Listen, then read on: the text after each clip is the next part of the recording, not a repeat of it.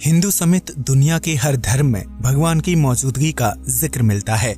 हालांकि हर धर्म में भगवान का रूप, रंग, आकार और नाम अलग है।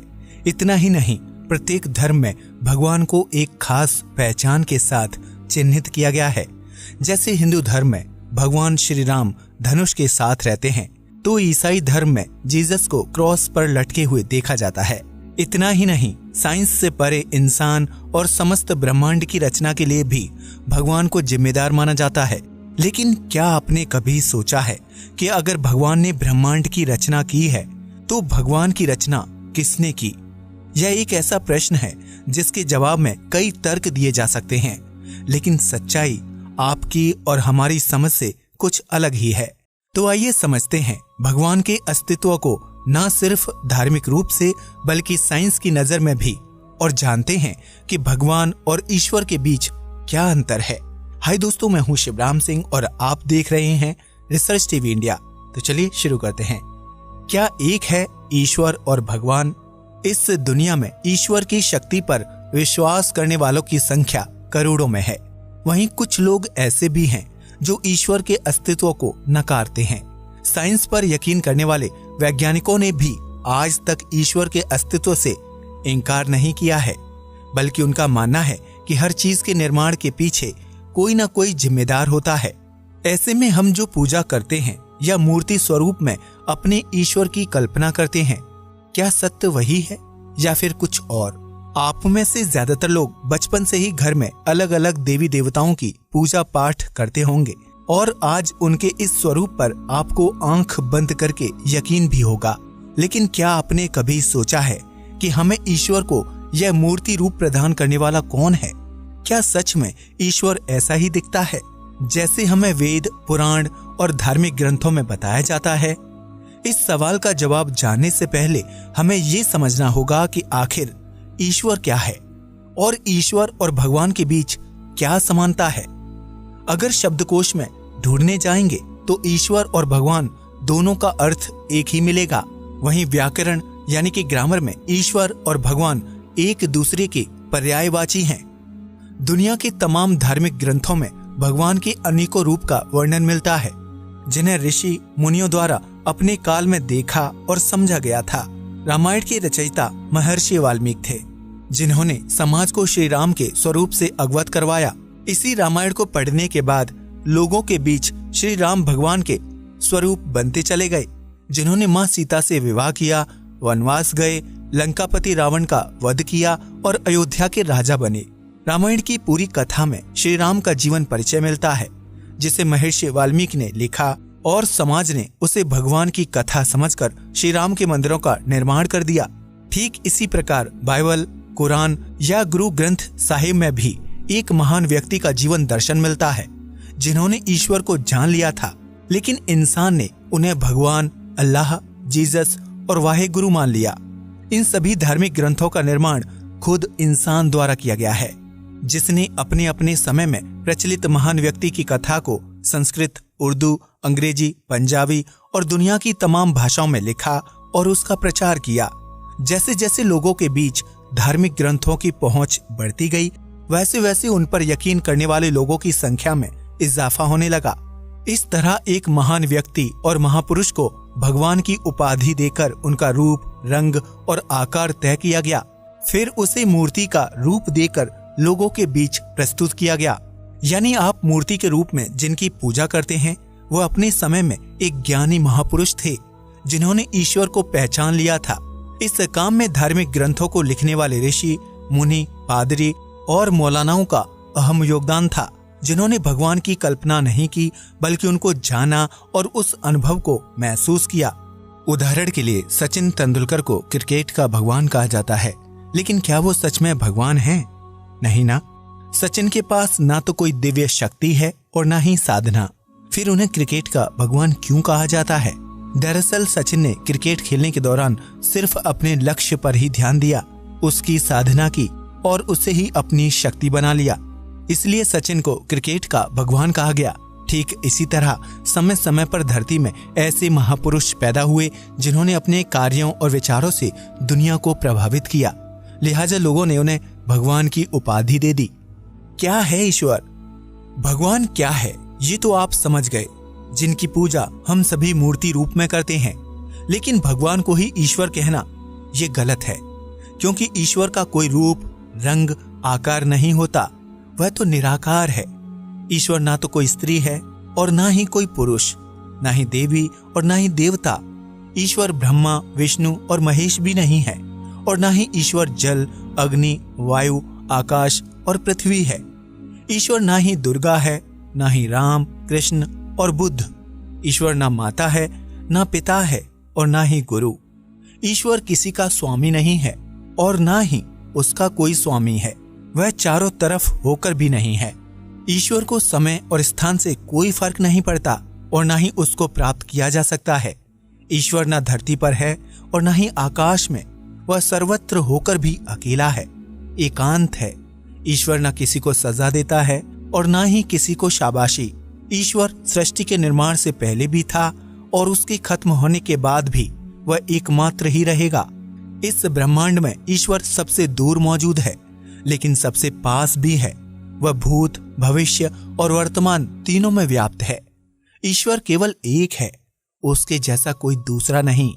वह हर बंधन से मुक्त है, जो ना किसी को बंधन में बांधता है और ना कभी बंधन में बंधता है। ईश्वर निराकार, निर्विकार और निर्विकल्प है, यानी ईश्वर की ना तो कल्पना की जा सकती है और ना ही उसे आकार दिया जा सकता है और ना ही उसे मूर्ति रूप में बनाया जा सकता है। ईश्वर अजन्मा है, जिसने ना तो कभी जन्म लिया और ना ही कभी उसकी मृत्यु होगी। ईश्वर सत, चित्त और आनंद स्वरूप है। सत का अर्थ है जिसका कोई प्रारंभ या अंत ना हो। चित्त का अर्थ है जो कभी बदलता या समाप्त ना हो, और आनंद का अर्थ है जो संसार में आनंद की उत्पत्ति के लिए हो। ईश्वर मन और प्रकाश की गति से भी तेज चलता है, लेकिन स्थिर भी है। ईश्वर समस्त संसार में परिपूर्ण है, लेकिन इस पृथ्वी से बाहर भी मौजूद है। ईश्वर के अलावा जिस किसी ने भी धरती पर जन्म लिया वो मृत्यु को प्राप्त हो गए। वह ईश्वर नहीं बल्कि भगवान है, क्योंकि ईश्वर ना तो कभी जन्म लेता है और ना ही कभी मृत्यु को प्राप्त होता है। ईश्वर को क्यों नहीं खोज पाया साइंस? अब तक तो आप समझ गए होंगे कि ईश्वर का कोई आकार, रूप, रंग या शरीर नहीं है। ऐसे में साइंस की नजर से देखा जाए तो वह ईश्वर को कभी खोज ही नहीं सकता। साइंस एक तरह का पदार्थ विज्ञान है, यानी साइंस उसी चीज पर यकीन करता है जो पदार्थ के रूप में उपस्थित हो। लेकिन ईश्वर तो निराकार है, जिसका कोई आकार नहीं, इसलिए उसे बनाने वाला भी कोई नहीं है। वह बिगिनिंग लेस है, जबकि साइंस की नजर में हर चीज के निर्माण के पीछे कोई क्रिया होती है, यानी कर्ता के बिना क्रिया असंभव है।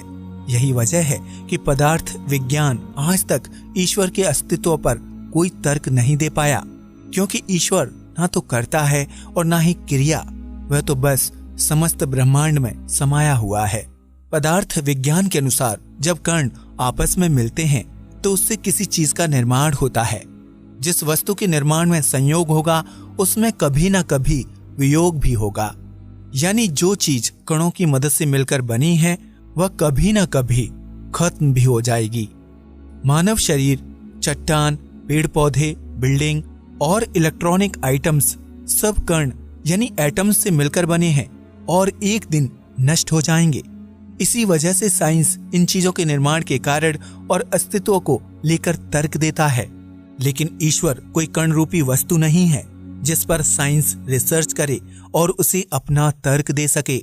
साइंस की माने तो ऊर्जा और पदार्थ कभी बनते नहीं हैं, बल्कि एक अवस्था से दूसरी अवस्था में तब्दील होते रहते हैं, यानी कि ऊर्जा को कभी खत्म नहीं किया जा सकता और ना ही वो कभी खत्म होती है। ऐसे में सवाल खड़ा होता है कि ऊर्जा और पदार्थ को किसने बनाया, क्योंकि उनके निर्माण के पीछे का मूल कारण साइंस आज भी तलाश नहीं कर पाया है। ठीक इसी प्रकार साइंस के पास ईश्वर को किसने बनाया, इस सवाल का भी कोई जवाब नहीं है। ऊर्जा और पदार्थ की तरह ही ईश्वर अनादि है, जो जन्म और मृत्यु के बंधन से मुक्त है। जो दिखाई नहीं देता उस पर यकीन क्यों करें? दुनिया भर में कई लोग ऐसे भी हैं जो ईश्वर की मौजूदगी पर यकीन नहीं करते, क्योंकि उनका मानना है कि ईश्वर दिखाई नहीं देता, फिर उस पर यकीन कैसे किया जाए। इस तरह का विचार रखने वालों को आम बोलचाल की भाषा में नास्तिक यानी एथिस्ट कहा जाता है, जो उसी चीज पर यकीन करता है जिसे वो देखता है। लेकिन कुछ चीजें आंखों से दिखाई नहीं देती, लेकिन इसका मतलब ये नहीं है कि उनका अस्तित्व है ही नहीं। इंसान के पास आंखें हैं जिनकी मदद से वो पूरी दुनिया देखता है, लेकिन उन्हीं आंखों को इंसान बिना शीशे यानी कि गिलास की मदद से कभी भी नहीं देख सकता। समुद्र में बारिश की बूंदों के गिरने से बनने वाले बिंदुओं को नहीं देखा जा सकता।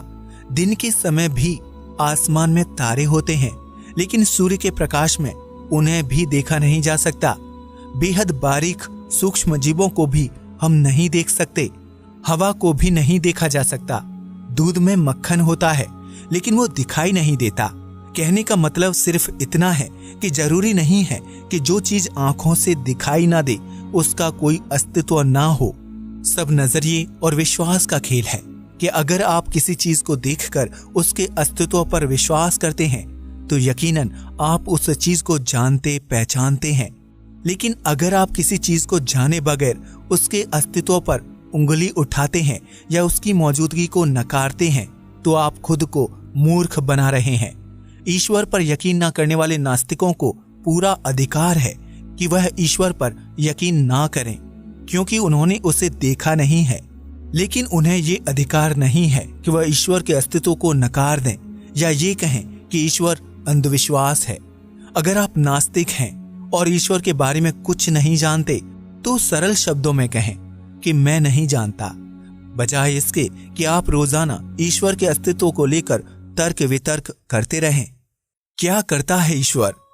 ईश्वर ना किसी का संदेश वाहक है और ना ही उसका कोई संदेश वाहक है। इसलिए उसको समझने के लिए इंसान को अंतर आत्मा से चिंतन करने की जरूरत होगी।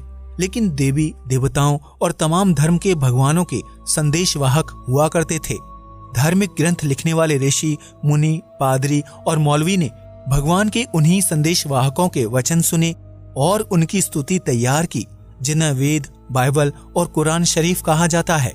इन धार्मिक ग्रंथों में आपको भगवान के वचन, आदेश, संदेश और आज्ञा मिलेगी, जबकि ईश्वर किसी को भी वचन, आदेश या आज्ञा नहीं देता। ईश्वर कभी किसी को भयभीत नहीं करता और ना ही किसी से प्रेम करता है। वह ना ही किसी का वध करता है और ना किसी को वरदान देता है। ईश्वर ना तो आज्ञा देता है और ना ही उपदेश। वह ना तो पुरस्कार देता है और ना ही सजा। वह किसी को नरक या स्वर्ग भी नहीं भेजता, क्योंकि ईश्वर न्याय या अन्याय करने वाला नहीं है। वह हर जगह मौजूद होकर भी अदृश्य है, अकल्प है। ईश्वर ना तो सृष्टि का रचयिता है और ना ही उसका रखवाला, लेकिन उसके होने से यह ब्रह्मांड, सूर्य, तारे, पृथ्वी और नक्षत्र आदि काबू में रहते हैं। ईश्वर एक शक्ति है। भगवान वह व्यक्ति विशेष है जिसने ईश्वर को जान लिया है। ईश्वर असीम है, अनंत है, जबकि भगवान सीमित शरीर और आयु में होते हैं। इसलिए उनकी जन्म जयंती, निर्वाण जयंती मनाई जाती है।